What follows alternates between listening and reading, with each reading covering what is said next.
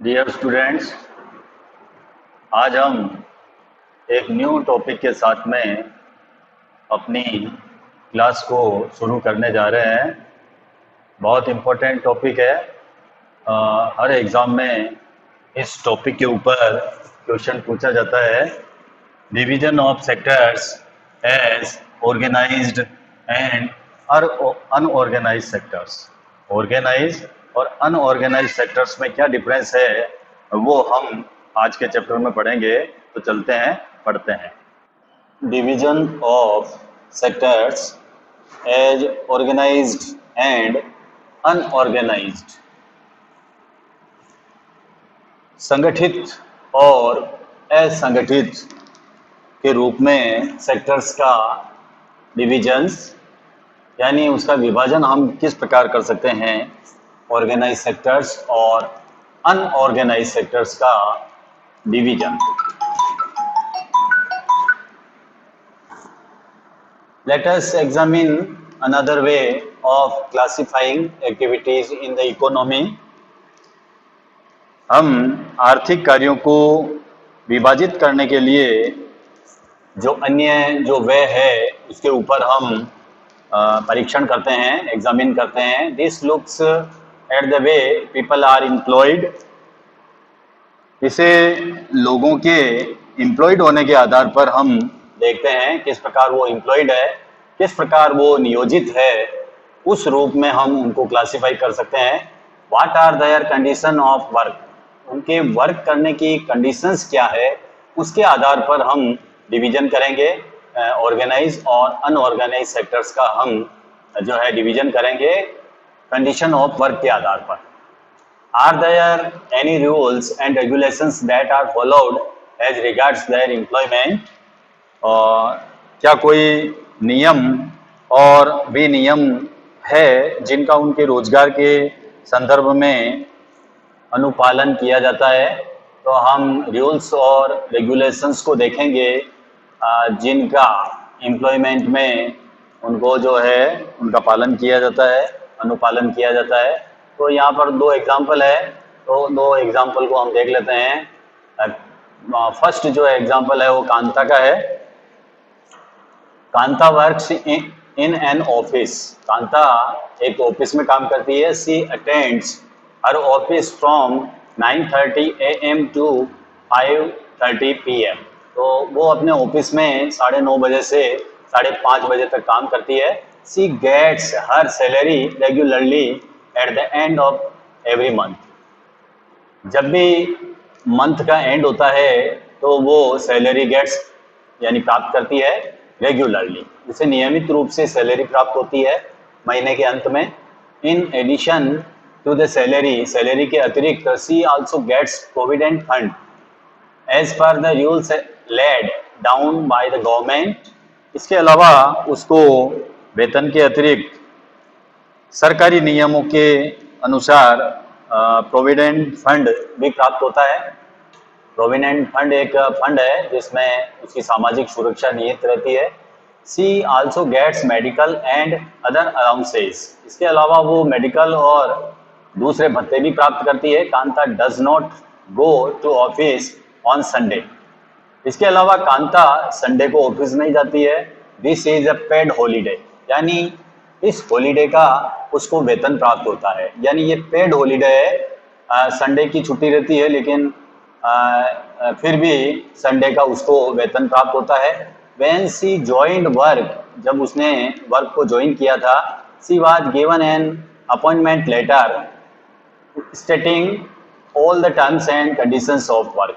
जब उसको appointment letter मिला था तो उसमें जो काम की जो परिस्थितियां थी, कंडीशंस थी, उसके बारे में उसमें उल्लेख था। यानी उसको जब अपॉइंटमेंट लेटर मिला था तो उसमें किस प्रकार का कार्य किया जाएगा वो सारी बातें उसमें निहित थी। ये तो था कांता का एक एग्जाम्पल। अब हम कमल का एग्जाम्पल देखते हैं। कमल इज कांताज नेबर। ये भी कांता का पड़ोसी है। He is a daily veg labourer in A near by grocery shop. यानी ये पास में एक किराना की दुकान में मजदूरी करने वाला लेबरर है। दोनों में अंतर देखना, आप डिफरेंस करना। ये एक लेबरर है और वो एक सर्वेंट है। He goes to the shop at 7:30 in the morning and works till 8 PM।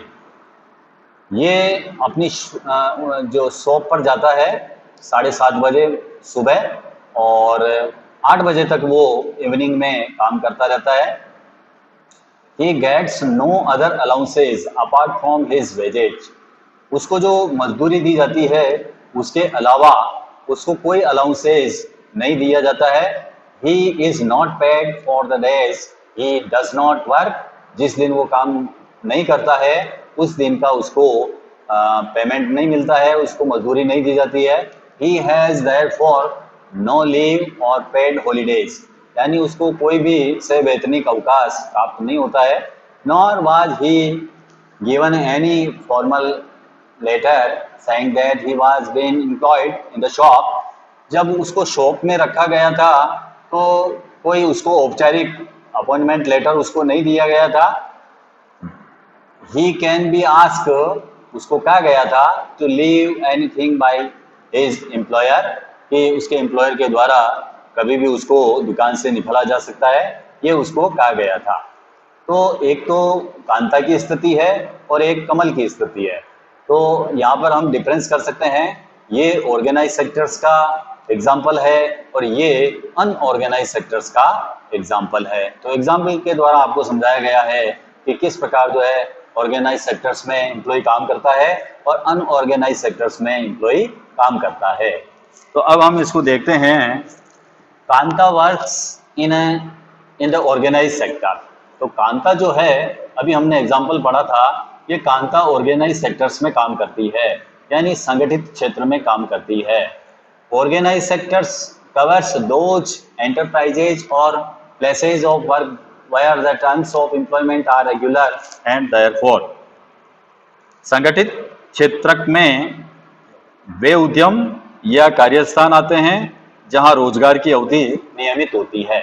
Employment जो होता है रेगुलर होता है वहां पर, यानी ऑर्गेनाइज सेक्टर्स जो है ऐसे क्षेत्र है या ऐसे उद्यम हैं, ऐसे कार्यस्थान है जहां पर एम्प्लॉयमेंट की अवधि जो होती है वो रेगुलर होती है। Terms of employment are regular, ये आपको ध्यान रखना है। एक डिफरेंस ये है, देयरफॉर इसलिए पीपल हैव एश्योर्ड वर्क, इसलिए लोगों के पास सुनिश्चित काम होता है, उनके पास में एश्योर्ड वर्क होता है।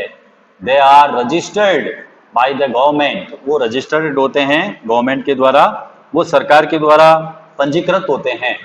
And have to follow its rules and regulations which are given in various laws such as the Factories Act, Minimum Wages Act, Payment of Gratuity Act, Shops and Establishment Act, etc। तो उन्हें सरकारी नियमों और विनियमों का अनेक जो methods है, जैसे कि कारखाना अधिनियम, न्यूनतम मजदूरी, मिनिमम वेज एक्ट, न्यूनतम मजदूरी एक्ट, और सेवा अनुदान अधिनियम, दुकान प्रतिष्ठान अधिनियम आदि में आदि का इसमें उल्लेख किया गया होता है। इट इज कॉल्ड ऑर्गेनाइज्ड, इसको ऑर्गेनाइज्ड कहा जाता है because it has some formal process, क्योंकि इसमें कुछ औपचारिक प्रक्रिया होती है एंड प्रोसीड्योर्स, कुछ औपचारिक कार्यविधि होती है, प्रोसीड्योर होते हैं, प्रोसेस होती है, इसलिए इसको ऑर्गेनाइज्ड कहा जाता है। इस सेक्टर्स को ऑर्गेनाइज सेक्टर्स इसलिए कहा जाता है क्योंकि इसमें नियम होते हैं, विनियम होते हैं, प्रोसेस होती है, प्रोसीड्योर्स होते हैं, इसलिए इस सेक्टर्स को ऑर्गेनाइज सेक्टर्स कहा जाता है। some of these people may not be employed by anyone but may work on their own, but they too have to register themselves with the government and follow the rules and regulations। कुछ लोग किसी के द्वारा नियोजित नहीं होते हैं, किसी के द्वारा उनको एम्प्लॉयमेंट नहीं दिया जाता है, बल्कि वे स्वयं कार्य करते हैं।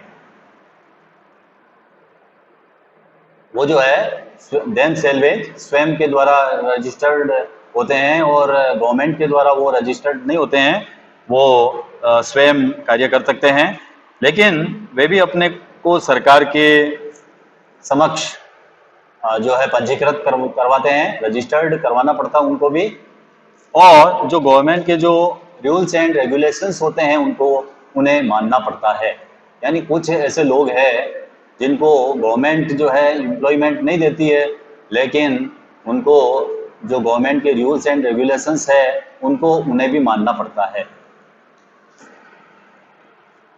Workers in the organise sectors enjoy security of employment, यानी ऑर्गेनाइज सेक्टर्स के जो एम्प्लॉई होते हैं उनको रोजगार सुरक्षा के लाभ मिलते हैं, यानी सिक्योरिटी मिलती है, उनको एम्प्लॉयमेंट की सिक्योरिटी मिलती है, यानी उनको उनका एम्प्लॉयमेंट कोई छीन नहीं सकता है, उसको एम्प्लॉयमेंट की सुरक्षा प्राप्त होती है, यानी नौकरी से उनको अचानक नहीं निकाला जा सकता है।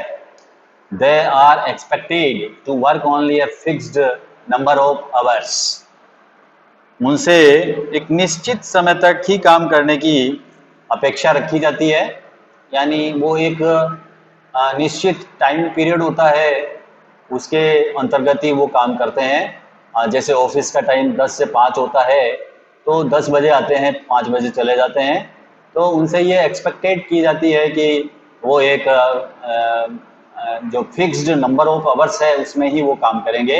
इफ दे वर्क मोर, अगर वो ज़्यादा काम करते हैं, they have to be paid overtime by the employer, अगर वो अपना जो कार्य निश्चित है उसके अलावा अगर वो ओवर टाइम करते हैं, ओवर टाइम वर्क करते हैं, तो उनको एम्प्लॉयर के द्वारा अतिरिक्त मानदेय प्राप्त होता है, अतिरिक्त उनको सैलरी दी जाती है, अतिरिक्त उनको वेतन प्राप्त होता है। They also get several other benefits from the employers, इसके अतिरिक्त जो संगठित क्षेत्र में काम करते हैं उन एम्प्लॉयज़ को एम्प्लॉयर के द्वारा सेवरल अदर बेनिफिट्स भी मिलते हैं, जो दूसरे अनेक लाभ होते हैं वो भी वो नियोक्ता के द्वारा प्राप्त करते हैं, एम्प्लॉयर के द्वारा प्राप्त करते हैं। द गेट पेड लीव, उन्हें क्या क्या प्राप्त होता है वो आप देखिए। एक तो उन्हें से वेतन छुट्टी मिलती है, उनको पेड लीव मिलती है। पेड लीव का मतलब ये होता है कि जिस दिन छुट्टी होती है उस दिन का वेतन भी उनको दिया जाता है, उसको हम कहते हैं पेड लीव से वेतन छुट्टी। पेमेंट ड्यूरिंग हॉलीडेज, हॉलीडेज होता है उस दौरान का पेमेंट भी उनको प्राप्त होता है। अवकाश काल में भुगतान होता है, यानी जब भी छुट्टी होती है तो उसका भी उनको पेमेंट दिया जाता है। प्रोविडेंट फंड, भविष्य निधि प्राप्त होती है। ग्रेजुएटी, एटीसी, इस प्रकार की जो लाभ है वो उनको प्राप्त होते हैं। They are supposed to get medical benefits and under the laws the factory manager has to ensure facilities like drinking water and a safe working environment. इसके अलावा वो अपने जो मालिक होते हैं उनसे वो मेडिकल लाभ पाने के भी हकदार होते हैं, और रूल्स के अनुसार मालिक को पेयजल की सुरक्षा भी उसको मुहैया करवानी पड़ती है। ड्रिंकिंग वाटर की जो सुविधा है वहाँ कार्यस्थल पर उनको ये जो है सुविधा देनी पड़ती है, और एक सेफ वर्किंग एनवायरनमेंट उनको प्रदान करवाना पड़ता है। और इसके अलावा व्हेन द रिटायर, जब वो रिटायरमेंट होते हैं, जब वो सेवानिवृत्त होते हैं, these workers get pension as well, तो उनको पेंशन भी प्राप्त होती है, वो पेंशन भी प्राप्त करते हैं। जब वर्कर्स जो होता है रिटायरमेंट होता है तो ऑर्गेनाइज सेक्टर्स में वो पेंशन भी प्राप्त करता है। तो ये हमने पढ़ा था ऑर्गेनाइज सेक्टर्स के बारे में।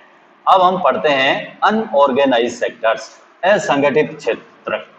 इन कॉन्ट्रास्ट, इसके विपरीत, Kamal works in the unorganise sectors, तो कमल जो काम करता है वो असंगठित क्षेत्र में काम करता है। हमने दो एग्जाम्पल देखे थे अभी, एक तो देखा था कांता का और एक देखा था कमल का।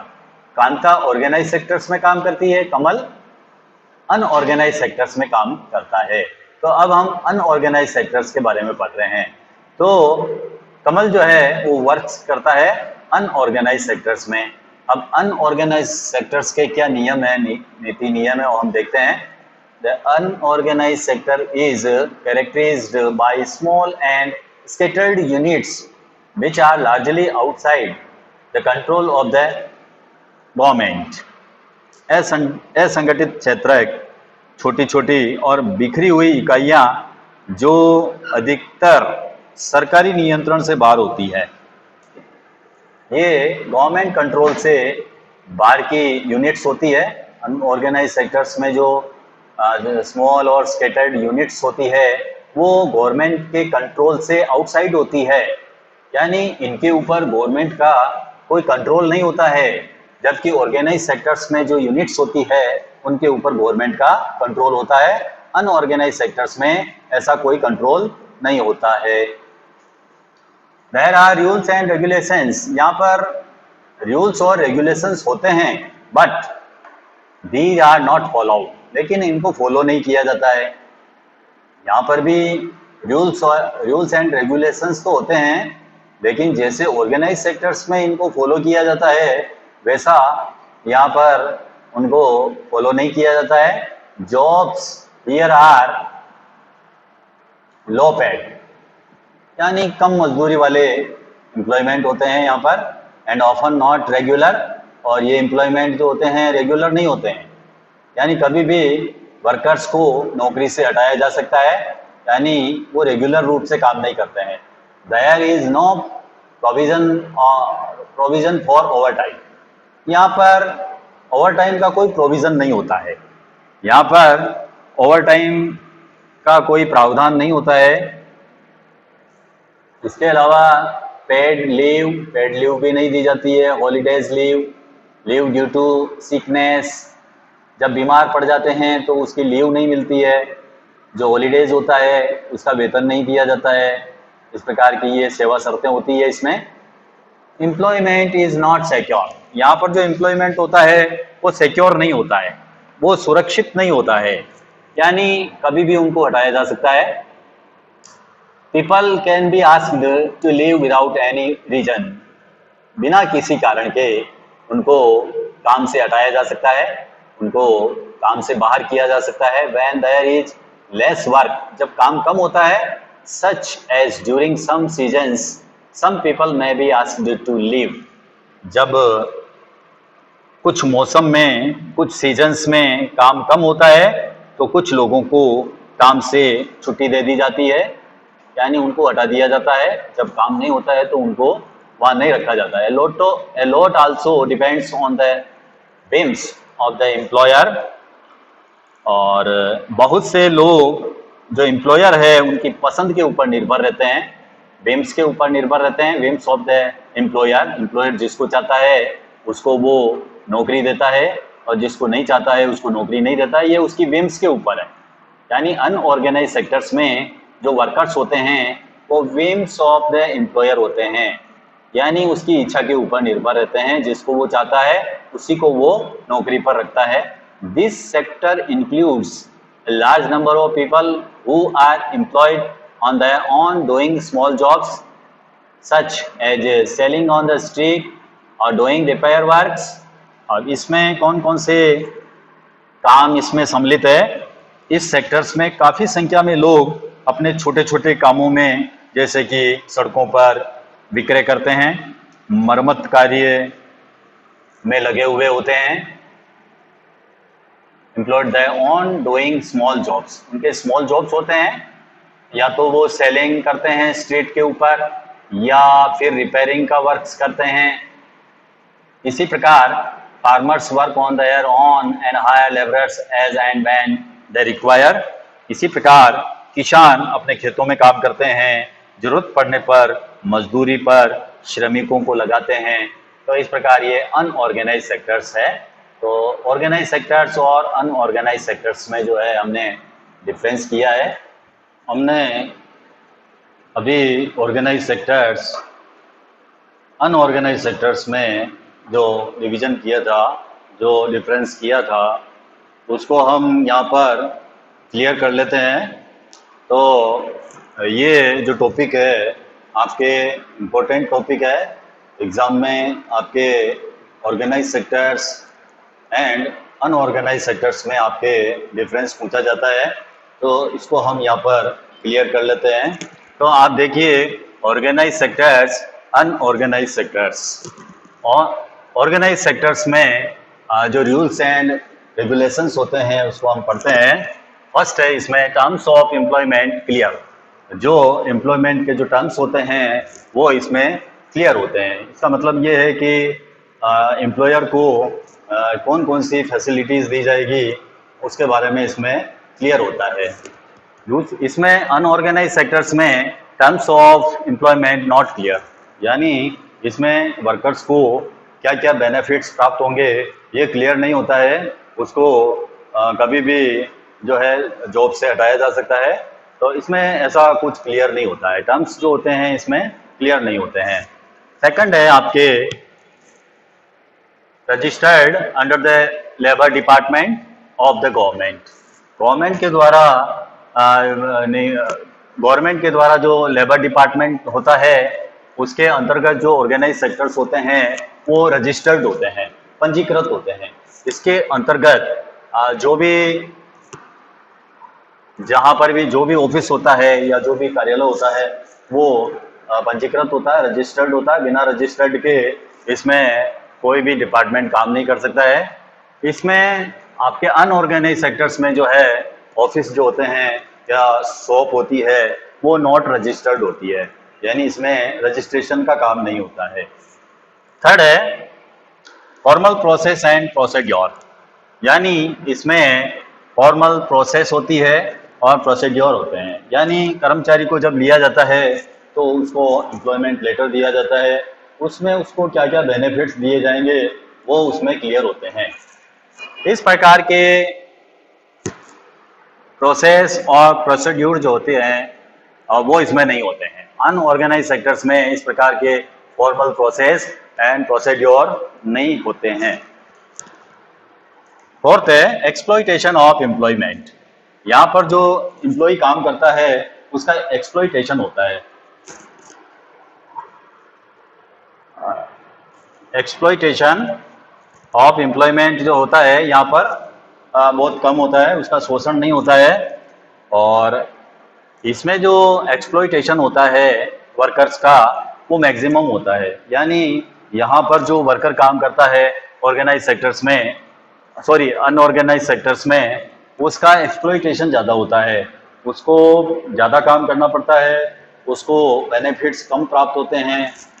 यानी जो एम्प्लॉयर होता है उसकी जो इच्छा होती है उसके ऊपर जो ये वर्कर्स निर्भर करते हैं। तो यहाँ पर एक्सप्लॉइटेशन जो होता है अधिक मैक्सिमम होता है। फिर है सिक्योरिटी ऑफ एम्प्लॉयमेंट। यहाँ पर जो वर्कर्स काम करते हैं उनको सिक्योरिटी प्राप्त होती है, यानी जॉब सिक्योरिटी प्राप्त होती है। उनको एकाएक नहीं निकाला जा सकता है जॉब से। और यहाँ पर जो सिक्योरिटी होती है वो बहुत कम होती है, नो सिक्योरिटी। यानी अनऑर्गेनाइज सेक्टर्स में वर्कर्स को कोई सिक्योरिटी प्राप्त नहीं होती है। नेक्स्ट देखते हैं हम मोर पे एंड फैसिलिटीज। ऑर्गेनाइज सेक्टर्स में जो वर्कर्स काम करते हैं, जो एम्प्लॉय काम करते हैं, उनको मोर पे यानी अधिक वेतन दिया जाता है। अगर वो अपने निश्चित टाइम के अतिरिक्त ओवर टाइम काम करता है तो उसको अतिरिक्त पेमेंट किया जाता है। एंड फैसिलिटीज, और दूसरी जो फैसिलिटीज है पेड लीव है, मेडिकल है, प्रोविडेंट फंड है, इस प्रकार की सुविधाएं उसको प्राप्त होती है। इधर जो अनऑर्गेनाइज सेक्टर्स में काम करता है वर्कर्स, उसको लेस पे यानी कम वेतन दिया जाता है उसको, एंड फैसिलिटीज, और उसको कोई फैसिलिटीज प्राप्त नहीं होती है। नेक्स्ट है रिटायरमेंट बेनिफिट्स। जब कर्मचारी रिटायरमेंट होता है, जब वो अपने जॉब से सेवानिवृत्त होता है तो उसको बेनिफिट्स प्राप्त होते हैं, यानी उसकी जो भी जमा पूंजी होती है उसको वो प्राप्त होती है। इसमें नो रिटायरमेंट बेनिफिट्स जो अनऑर्गेनाइज सेक्टर्स में काम करता है उसमें जो कर्मचारी जो रिटायरमेंट होता है, सेवानिवृत्त हो जाता है, तो उसको कोई बेनिफिट्स प्राप्त नहीं होते हैं। लास्ट है आपके लॉन्ग टर्म एम्प्लॉयमेंट। इसमें जो वर्कर्स काम करते हैं वो लंबे समय तक काम करते हैं, यानी जब गवर्नमेंट के द्वारा जो आयु निर्धारित है 60 वर्ष, वहाँ तक वो काम करते हैं। लार्जली शॉर्ट टर्म एम्प्लॉयमेंट, इस प्रकार का जो एम्प्लॉयमेंट होता है अनऑर्गेनाइज सेक्टर्स का जो वर्क होता है, जो जॉब होता है, वो शॉर्ट टर्म एम्प्लॉयमेंट होता है, यानी थोड़े समय के लिए होता है। उसका एम्प्लॉयर कभी भी उसको नौकरी से जो है बर्खास्त कर सकता है, उसको हटा सकता है। तो इस प्रकार जो है हमने देखा कि ऑर्गेनाइज सेक्टर्स और अनऑर्गेनाइज सेक्टर्स में किस प्रकार जो है हम अंतर कर सकते हैं, डिफरेंस कर सकते हैं। तो ये आपके एग्ज़ाम की दृष्टि से जो है इम्पोर्टेंट क्वेश्चंस है। हर एग्ज़ाम में ये क्वेश्चन आता रहता है, तो इसको आपको केयरफुली आपको इसको रीड करना है।